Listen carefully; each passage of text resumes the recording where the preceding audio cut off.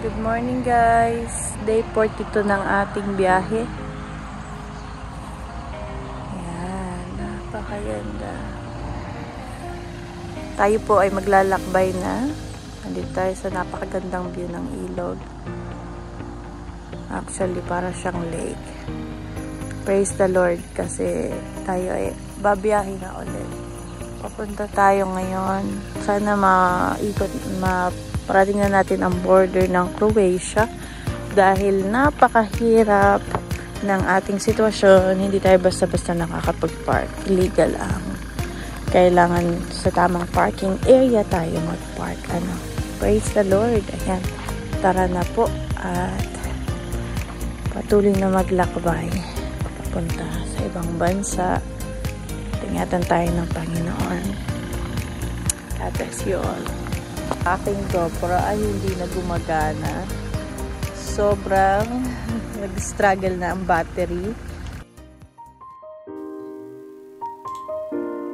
Ipanalangin ninyo kami.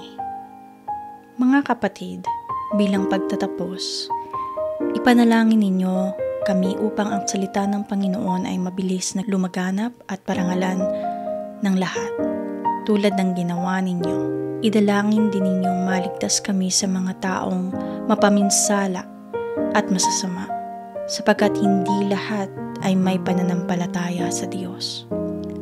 Ngunit tapat ang Panginoon. Siya ang magpapatatag at mag-iingat sa inyo laban sa masama. Dahil sa Panginoon, malaki ang aming pagtitiwala na sinusunod ninyo at patuloy na susundin ang mga itinuro namin sa inyo. Patnubayan nawa kayo ng Panginoon upang lalo ninyong maunawaan ang pag-ibig ng Diyos at ang katatagang nagmumula kay Kristo. Babala laban sa katamaran. Mga kapatid, iniuutos namin sa inyo sa pangalan ng Panginoong Hesukristo na layuan ninyo ang sinumang kapatid na tamad at ayaw sumunod sa mga turo na ibinigay namin sa inyo. Alam naman ninyo na dapat ninyong tularan ang aming ginawa. Hindi kami naging tamad nang kami kasama pa ninyo. Hindi kami nakikain kanino man ng walang bayad. Nagtrabaho kami araw-gabi upang hindi makabigat kanino man sa inyo. Ginawa namin ito hindi dahil sa wala kaming karapatan sa inyong tulong, kundi upang kayo'y bigyan ng halimbawang dapat tularan.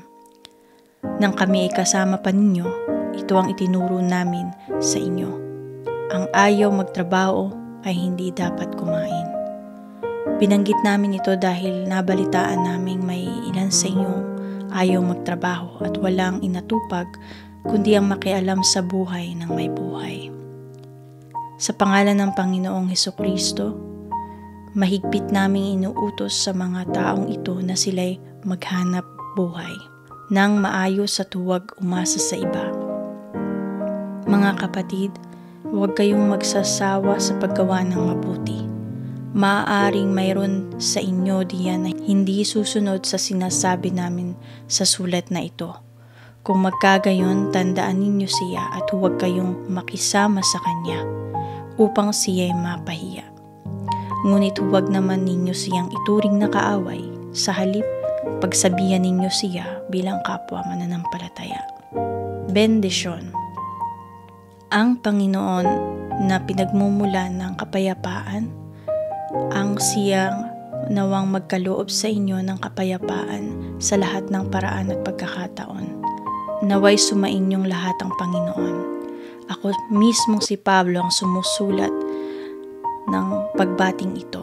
Ito ang aking lagda sa lahat ng sulat ko. Ganito ako sumulat. Sumainyo nawang lahat ang kagandahang loob ng ating Panginoong Hesukristo.